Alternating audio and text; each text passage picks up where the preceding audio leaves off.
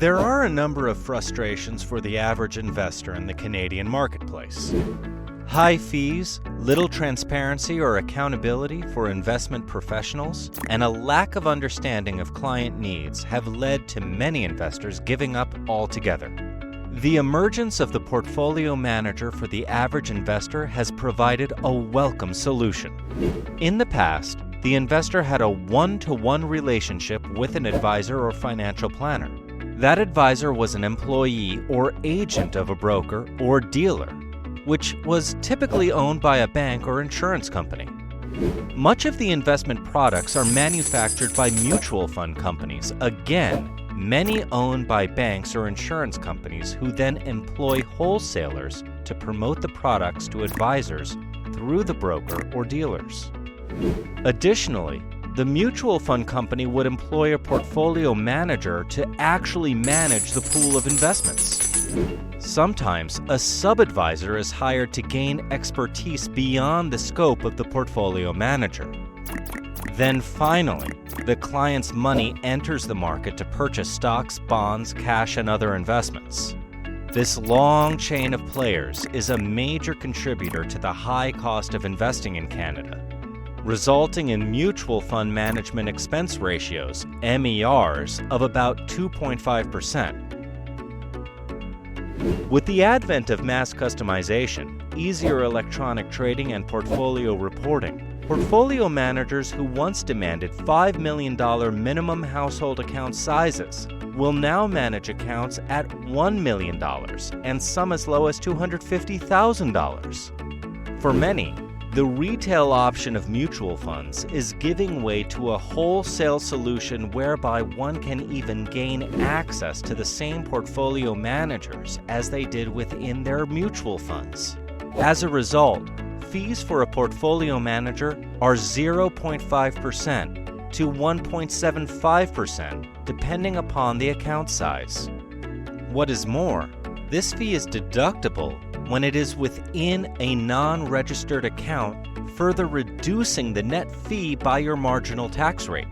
Perhaps more importantly than fee savings is the increased transparency and accountability that can result.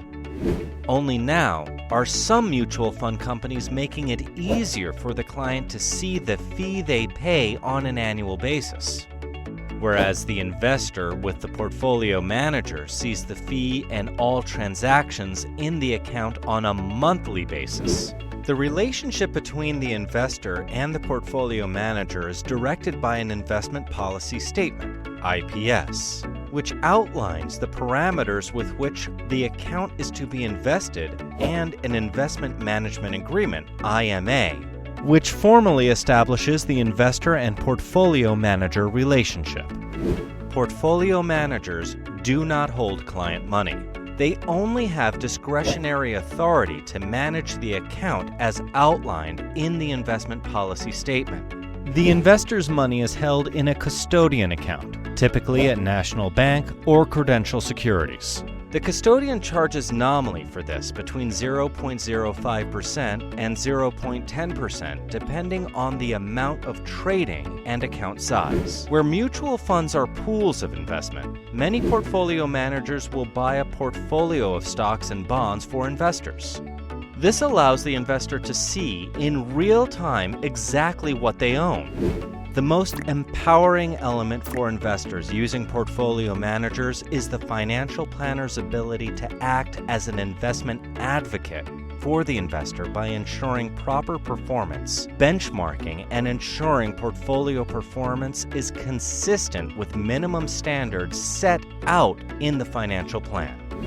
The relationship between the planner and the investor is typically set out in an engagement, privacy, and service agreement to ensure understanding and adherence to a plan. Also, by opening up lines of communication directly between the investor and portfolio manager, increased understanding of client goals is achieved, as is a portfolio to match those goals. Allowing the advisor to focus on financial planning and the portfolio manager on managing money results in a better outcome for the client at less cost. For more information about our investment philosophy and these portfolio managers, please visit our website at blackburndavisfinancial.ca.